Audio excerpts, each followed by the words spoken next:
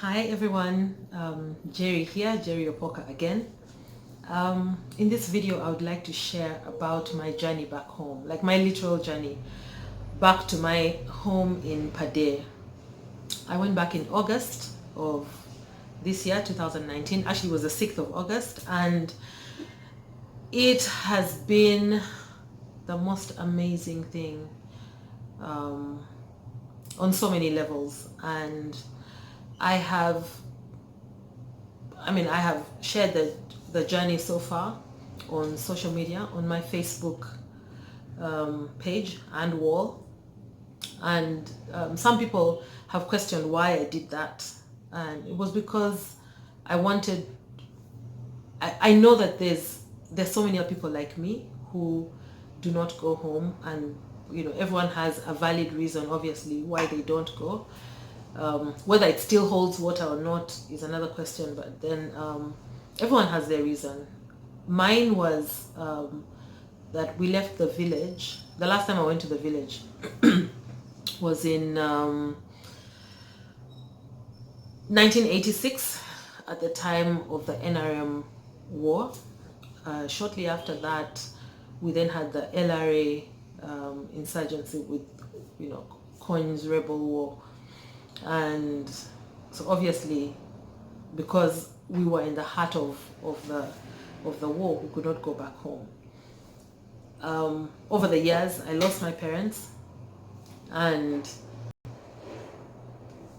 because they were the ones who took us to the village as children, we just did not go back. And there was no home to speak of, as you saw.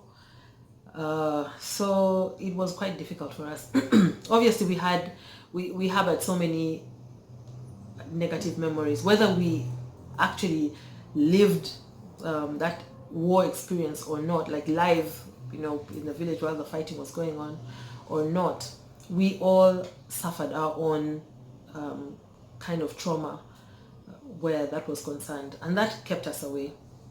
After so many years, for me, 33 years of living in Kampala and not going to the village, it obviously takes a toll on you.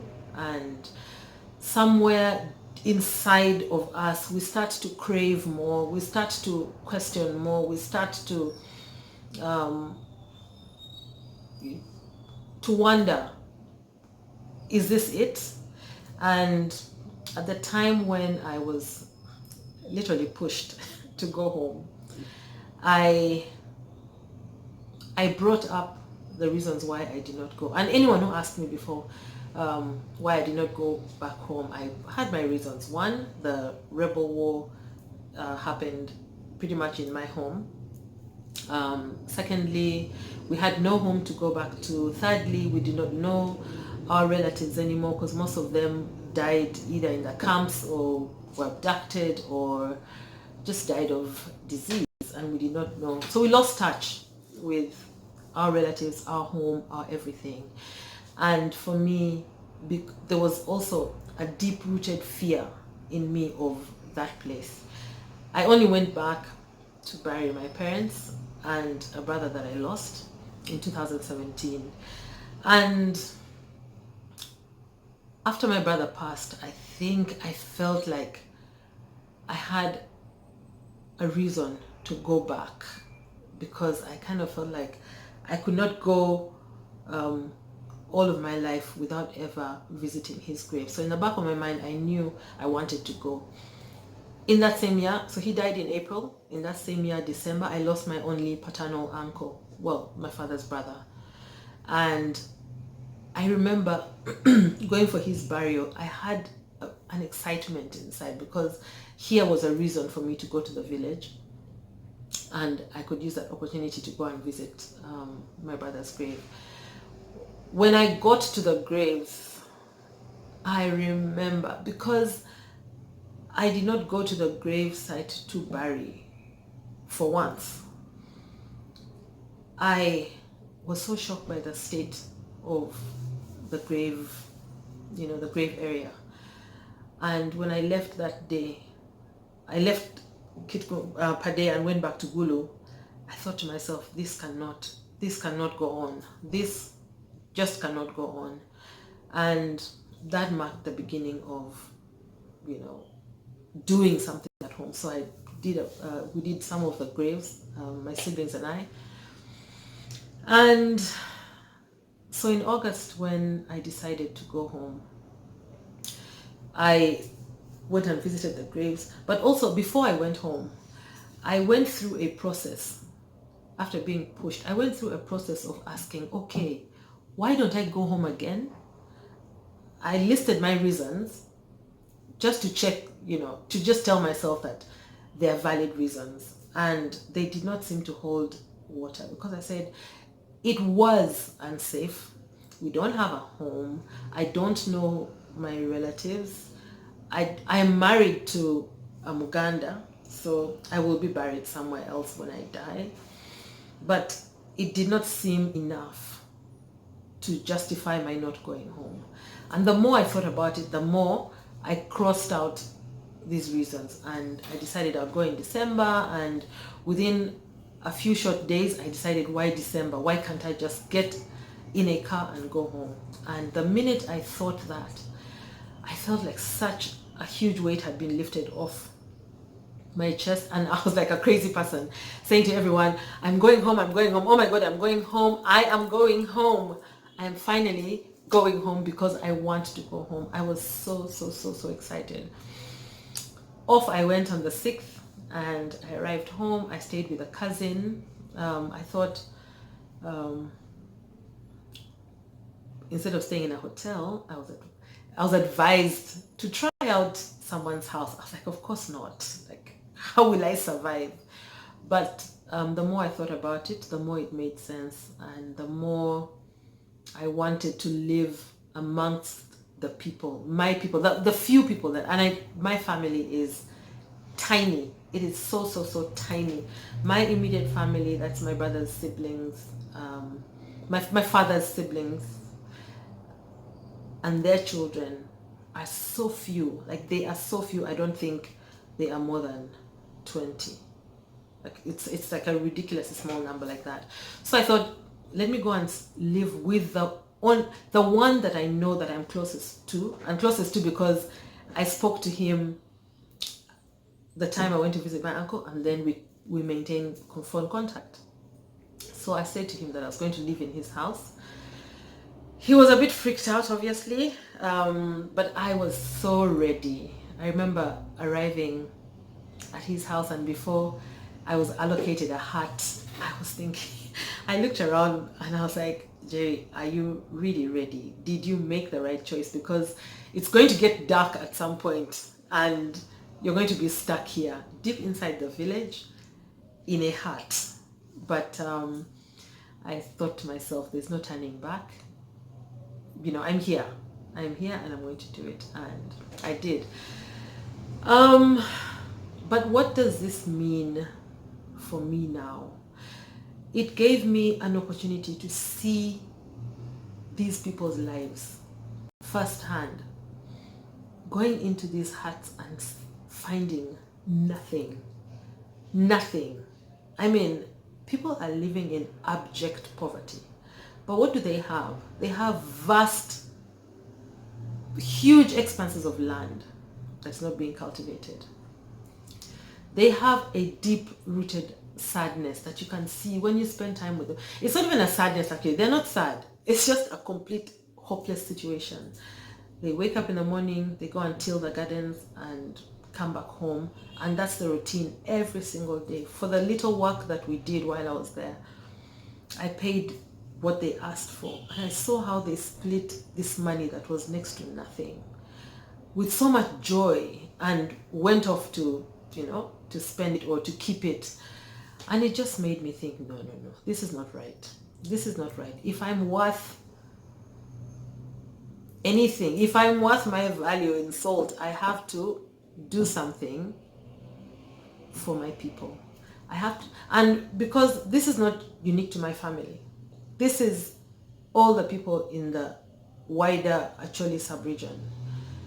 They are feeling the same things. And when I started posting, I got a number of people writing to me saying they understood and they felt what I was feeling. I mean, I remember that the 6 days that I was there, I cried so much. I cried so much I cried for lost time.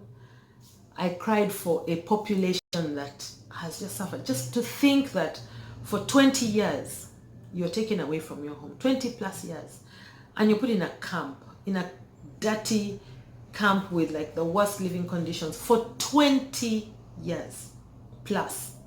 And before the 20 years, you were going in and out of home, to hide for years before that, probably 10 years or more. Now you come out of the camps and you build your little ugly hut. What more do you need? Because no matter how ugly that hut is, everything that you have is better than the 20 years in a camp. And it just made me think about all the things we say about people in the village being lazy, people in the village not, drinking too much. They don't know any better. If you've been in a camp and you've not worked, if a man has not worked for 20 years plus, what is he supposed to do when he comes out? What is he aspiring to? What does he know that he thinks he wants, and how will he get it? It's very little. The women, on the other hand, even in the camps, had children and they had to fend for the children. So they come out of there and they know that they still have to continue putting food on the table. So that causes a great, great, great imbalance. But back to us who are in Kampala. We are also a bunch of lost people. After staying in the city year in, year out, if you want to go on holiday, you go to Dubai and pick up even more stress from there. We come back home to our homes in Kampala. Very little human contact with our neighbors. We go to work every day and deal with the world and whatever it serves us. And we have no place to regroup. The time that I spent in the village, I just felt like a weight had come off me. I was able to just let myself be. I was able to reconnect with nature. And people often say to me, "Oh, Jerry, you're going back to your roots." And I understood then that that statement is a lot deeper than we think. I said this to so many people that for me, when I think that a tree without its roots dies, a tree whose roots are not strongly rooted in the ground will fall. So when we say we're going back to our roots, what is our connection to our roots? How strong are our roots back in the place where God, in His infinite wisdom, created us? This journey back home is for me, but it's mostly for my children. I feel like we have a responsibility to our parents to go back home because they took us home when we were young. And while I was there, especially the first time when I walked through our farm, I remembered things from when I was 10 years old. Probably younger than 10 years old because the last time I went I was 10. But I remembered things from then. Like they were so vivid in my mind. I remembered people's faces, things that we did, places that we went in, in the village. And I thought to myself, my children, today my daughter turns 15 and she only went to the village I took her a few weeks ago. So she will not have what I had. That's at a very young age, having memories in the village. But it's okay. She started now.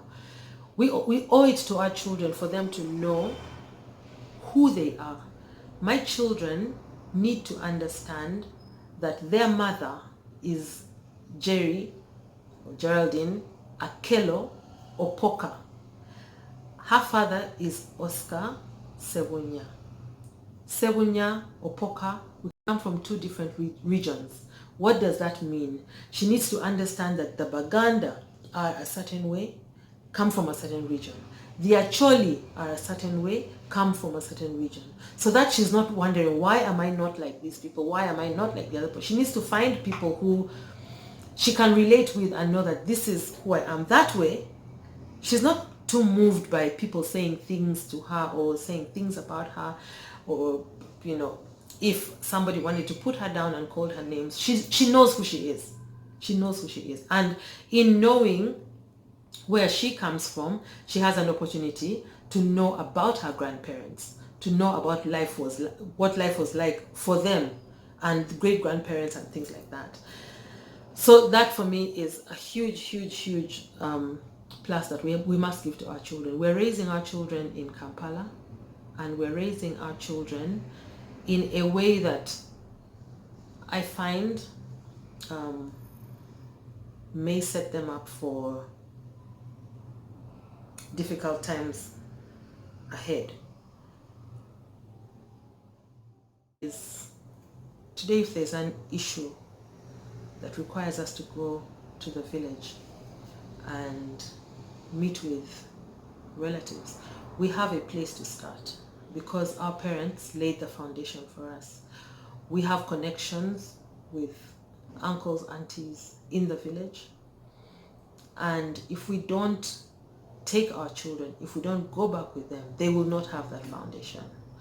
Some people have intimated that they have land wrangles, and for that matter, they're not too keen on going home. I'm saying it's not your land, you didn't buy it, but it doesn't mean you should also disregard it the same way.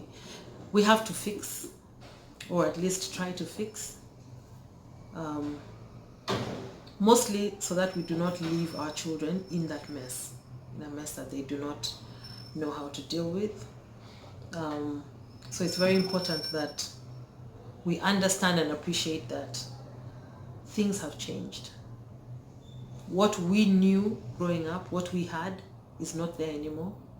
But also the reason for us leaving our homes and our villages so many years ago are not there anymore. There's no war, there's no insurgency. In fact, it's quite relatively safe. I think it's safe. I think it's really safe. I mean, I slept in a hut that 3 times that I went to the village had only one little nail to hold the door. The 4th time that I went, there was nothing. And I found out the next morning that somebody they just used gumboots to hold the door. And when I saw it, I was like, yeah, this place, is safe. And by the time they don't think they need a door, the ones who live there, then I should try and be calm and not be afraid. But I would like to urge us to go back home in the simplest, calmest way. I would like to urge us all in the simplest, most non-complex way to go home before the end of this year. I would like to urge the Acholi people to go home for the holidays. I feel very strongly in my heart that if we went home, we would understand and appreciate what I have been through. Christmas this year, let us refuse to be the keepers of this city. Let us refuse to enjoy a traffic-free city if it means not going home. We shouldn't let everyone else go home and enjoy a break during the holiday while we are stuck in the city. I urge you to come away from Kampala city and let's go home. Let's go home and visit relatives and confuse them, because they'll be asking, is there a problem? I was asked for days on end, is there a problem? I said, no, I've just come to visit. Are you sure there's a problem? There's no problem. Yes, I'm sure.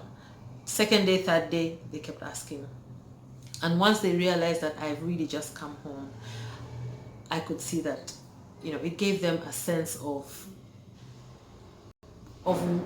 being worthy almost, that I, for the first time, have just come to visit. And that was the first time. So 2nd, 3rd, 4th time, now people are kind of relaxed. When I say I'll come back in a few weeks, I'm not being bombarded with a list of issues because they kind of feel like, I'll talk to you when you come back.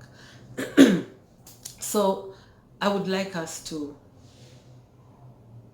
go home, not make it an expensive trip. If we cannot afford lots of extras and frills and those things, then we cannot afford it. But let's go home and have a simple Christmas. We can get together on the 26th or 27th for a big barbecue, for us to get to know one another and to understand that we are not in this by ourselves. We're not, each of us can understand that we are not the only ones who have lost homes, who have lost family, who have nothing to go back to. But the rebuilding has to start with us. And I feel very strongly that we are the last generation to save Acholi. We are the last generation. If we do not teach our children who they are, where they come from, they will not have any connection.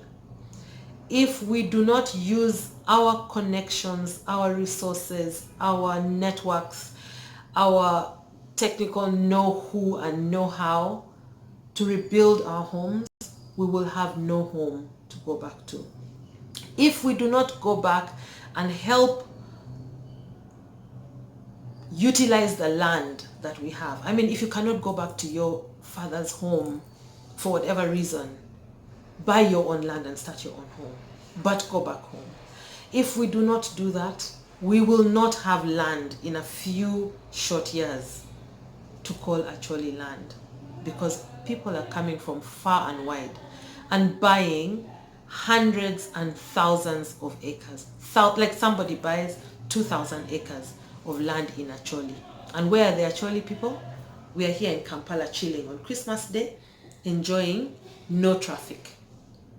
Please let us go home for Christmas this year.